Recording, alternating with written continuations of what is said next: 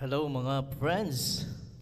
Meron naman po tayong isang tanong tungkol po sa Colossians 2:16 and 17. Ang sabi po daw doon, kaya't ang sino man ay huwag humatol sa inyo tungkol sa pagkain o inumin o tungkol sa kapistahan o bagong buwan o mga araw ng Sabat. At sa 17, ang sabi doon, na ang mga ito ay isang anino ng mga bagay na darating, ngunit ang katawan ay kay Kristo. Okay. Ang sabi po niya, ang nagtanong sa atin ay wala na daw pong Sabat at hindi na daw po dapat ipangilin ang Sabat. Ayan, hindi na kailangan. At dahil yan ay lumipas na. Ano po, wag daw po tayong humatol tungkol sa pagkain, inumin, kapistahan o bagong buwan o mga araw ng Sabat. Kaya pwede na, ano po, dahil ang ano daw ay huwag tayong humatol sa pagkain, inumin, kapistahan o araw ng Sabat. Wala na daw yan, lahat na yan. Pati ang Sabat ay wala na rin. Ano po? Pero malinaw po dito sa 17 na ang mga ito ay isang anino ng mga bagay na darating, ngunit ang katawan ay kay Kristo. Ano po? Ano po ba ang sinasabi dito? Ano po? Marami po yung mga tao ang nami-misunderstood po ito at ito po ang madalas na nami-misunderstood itong Bible passage na ito. Ayan. Ang prinsipyo po sa Biblia ay wag po nating hayaan yung mga hindi klaro, hindi gaano maintindihan doon sa mga bagay na atin pong naiintindihan at klarong-klaro. Ano po, ang Bible po ay malinaw, klaro tungkol sa Sabat. Ito po ay binigay doon sa paglalang. Ano po, Genesis 2:1-3. At ang ating Panginoon Jesucristo ay nangili ng araw ng Sabat, Luke 4:16. At si Pablo ay nangili ng ang araw ng Sabat, Acts 13:42-44. At ito po ay ipangingilin sa bagong langit at ang bagong lupa sa Isaiah 66:22-23. Ano po? Ang Biblia ay nagsasabi po ng dalawang uri ng Sabat. Ayan, meron pong dalawang uri ng Sabat sa Biblia. Yun pong 7th day Sabat, ano po, ikapitong araw na Sabat, at yung taon-taon na Sabat, yearly Sabbats. Ang 7th day Sabbath po, ito po ay itinatag po, at ito po ay noong panahon ng paglalang, ano po, ay nandoon na itong araw ng 7 days Sabbath. Ito po ay pinagtibay at doon po nasa 10 Commandments din, nasa 10 utos na 6 na araw kang gagawa. Ngunit ang ikapitong araw ay Sabat ng Panginoon. Ito po ay araw ng Sabado na iyong ipapangilin sapagkat ginawang banal ng ating Panginoon Jesucristo at ginawang banal ng ating Panginoon at ginawang binasbasan at nagpahinga ang ating Panginoon sa kanyang mga lahat ng gawain. So yung weekly reminder po ng ating mapagmahal na Diyos at makapangyarihang Diyos, na po, yun po yung 7-day Sabbath. Yung yearly Sabbath naman po, ito po ay specifically nagsasabi tungkol sa history ng Israel. Ano po? Yan yung sa Colossians 2:16 and 17. Ito specifically, ito ay nagsasabi na ano po, let no one judge you regarding Sabbath days which are shadows of things to come. Ano po? Yan ang sinasabi doon. Yung yearly Sabbath, shadow po, anino ng mga bagay na darating. Ang 7-day Sabbath po is a memorial of creation. Ito po ay nagpapaalala. Ito po ay tinatag doon sa paglalang. Ano po, hindi ito anino. Hindi ito shadow ng things to come. Hindi po ito anino ng darating. Sa Hebrews 10:1 po, ito ay nagsasabi ng tungkol sa nagko-connect po ito doon sa shadows, ano po, with the animal sacrifices. Ano po, ang shadow po pala ay yung animal sacrifice. Yun po yung anino. Yun po yung Hebrews 10:1 ay nagko-connect po siya sa utos o sa mga batas ng anino, ano po, shadows with the animal sacrifices. Ezekiel 45:17, it uses the exact same expression or in the exact same order as Colossians 2:16 and 17. Parehas po pala yun sa nakasulat sa Ezekiel 45:17 at saka yung Colossians 2:16 and 17. Parehas yung pagkakasulat noon, yung pagkakasunod-sunod. At ito po ay, ang connection po nitong dalawa na to ay tungkol po sa ceremonial system. Ano po, yung mga feast. Ano po, pag ito po yung mga kapistahan at mga sacrifices ng meat sacrifices, ano po, at feast and sacrifices tungkol sa meat offerings, drink offerings, feast, new moons and Sabbaths to make reconciliation for the house of Israel. Ito po, no? Para sa reconciliation ng sa bahay ng ni Israel, ano po, sa sambahayan ni Israel. Sa Leviticus 23:3, ito po, discuss po doon ang Sabbath, ano po, 7-day Sabbath, yung kapitong araw ng Sabbath sa Leviticus 23:3. Pagdating naman po sa Leviticus 23:5-32, ito po, dinidiscuss po dito yung ceremonial Sabbaths. Yun pong Passover, verse 5, unleavened bread, verse 6, yung weave sheaf, doon po sa verse 10, first fruits, verse 17, ano po, trumpets, verse 24, Day of Atonement, verse 27-32. Ano po, yung tabernacles naman, verses 34-36. Pare-parehas po ito na tumutukoy sa mga sacrifices and ito po ay tungkol sa feast. Ano po? Feast and sacrifices.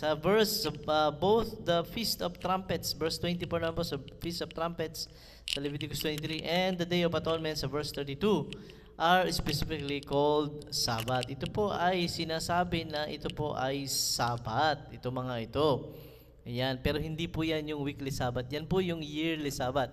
So, ito pong mga annual Sabbaths na ito ay very intimately connected. Connected po ito sa mga events na foreshadowing Christ's death. Ano po? And His second coming. Ano po? Ito po yung mga anino. Ano po? At ito po yung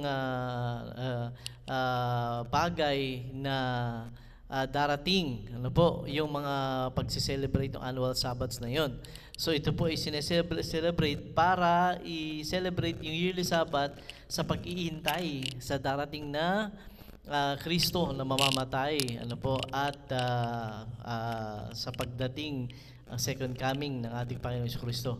Ano po, they are designed by God to be shadows. Yan, ginawa ng Panginoon yung mga bagay na para ito ay maging anino or shadows, ano po, or pointers, ano po, to the coming Messiah. Ito po yung mga pagkakakilanlan, ano po, para malaman nila doon sa darating na Messiah. Ano po, so ito pala yung mga anino sa darating na tagapagligtas.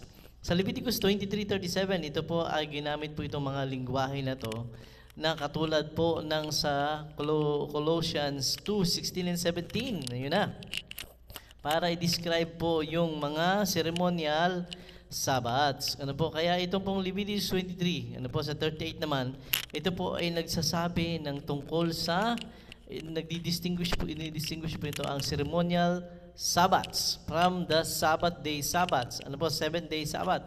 Ano po? Ito po ay dinidistinguish,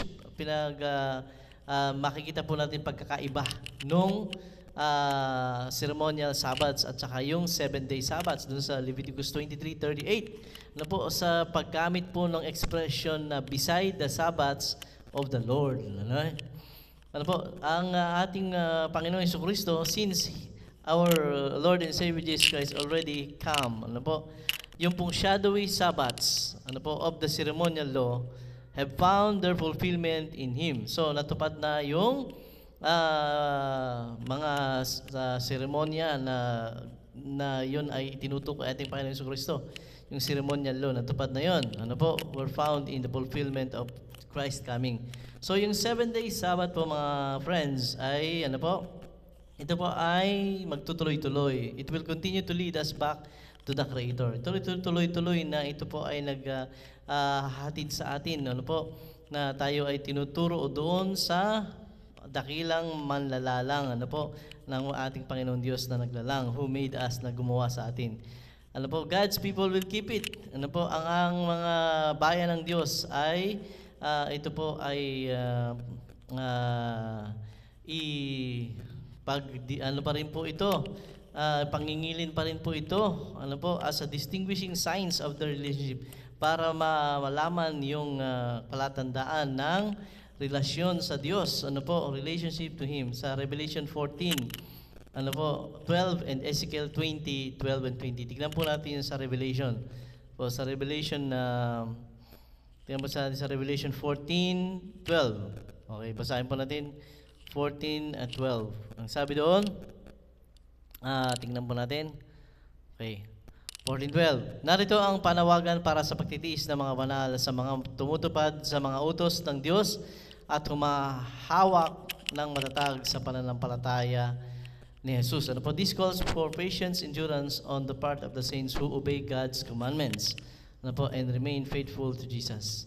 At ito po ay nagsasabi na ang mga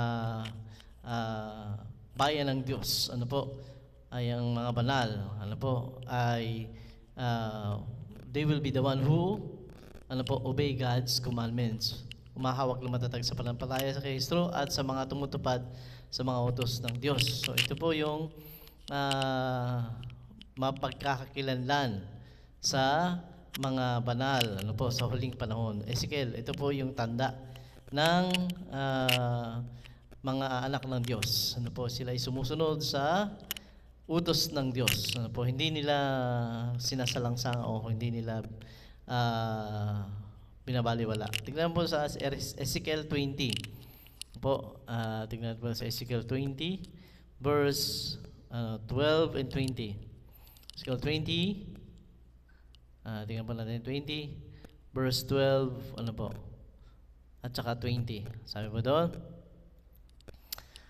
bukod dito, ibinigay ko rin naman sa kanila ang aking mga sabat bilang isang tanda, ano, sa pagitan ko at nila, upang kanilang malaman na ako ang Panginoon na nagpapabanal sa kanila. Ano po?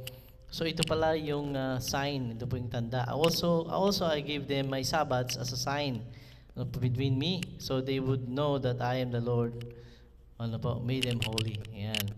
So malinaw po na ito, mga kapatid, ang Sabbath na ito na tinutukoy dito sa Colossians 2:16 and 17 ay yung mga ceremonial Sabbaths. Ano po, ito po yung shadow of things to come. Dahil lang 7-day Sabbath, hindi po siya shadow of things to come. Ano po, kaya hindi po dahil doon ay wala na yung Sabbath. Meron pa rin po. Kaya ang Sabbath nga po ay kahit po sa ano po, new heaven and new earth, ano po, pangingilin pa rin Sabbath. Isaiah 66. Tingnan po natin sa Isaiah 66. Ano po? Isaiah 66 22 and 23. Ano po? 66, 22 and 66. Yan, Isaiah 66. Yan, 22 and 23. Okay, tingnan po natin. 22 and 23. Sabi doon, sapagkat kung paano ang mga bagong langit at ang bagong lupa ay aking lilikhain, ay mananatili sa harapan ko. Sabi ng Panginoon, ngayon mananatili ang inyong lahi at ang inyong pangalan. Apo. So, as the new heavens and the new earth that I will make will endure before me, declares the Lord. So, ano po, sa verse 22, sa verse ano naman po, 23, ang sabi doon, at mula sa bagong buwan hanggang sa isa pang bagong buwan, na po, at mula sa isang Sabat hanggang sa isa pang Sabat, paroroon ang lahat ng laman upang sumamba sa harapan ko, sabi ng Panginoon. Tingnan po natin. Mula sa bagong buwan hanggang sa isa pang bagong buwan, mula sa isang Sabat hanggang sa isang Sabat, napaparoroon ang lahat ng laman upang sumamba sa harapan ko, sabi ng Panginoon. So hanggang sa bagong langit at bagong lupa ay sasamba tayo sa Panginoon ng araw ng Sabat. Si Pablo, nangilin po siya ng araw ng Sabat. Tignan nga po natin sa Acts. Ano po? Sa Acts or Gawa. Ano po? sa Acts chapter 13, 42 to 43. Ano po? 13. Ayan, 13, 42 to 43. Ayan, simulan po natin sa 42. 42 hanggang 44. Ayan, 42.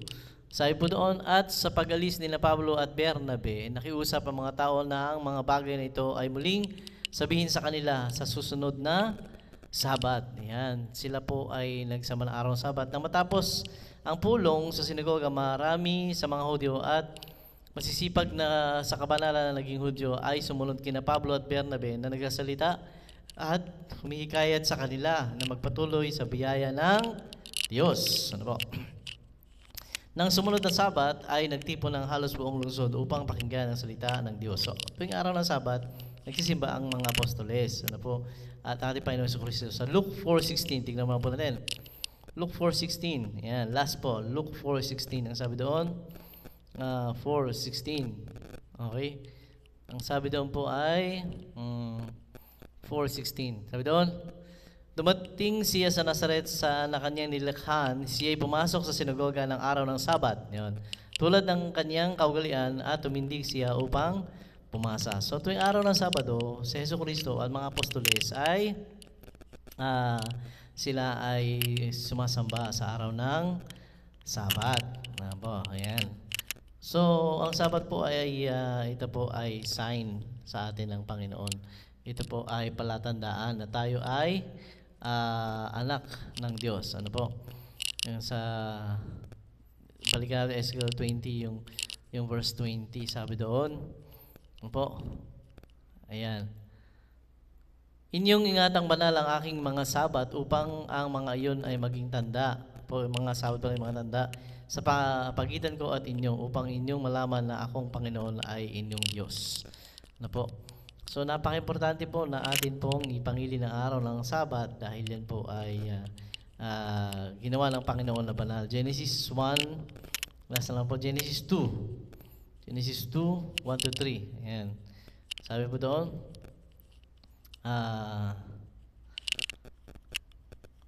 nayari ang langit at ang lupa at ang lahat ng mga bagay sa mga iyon. Okay.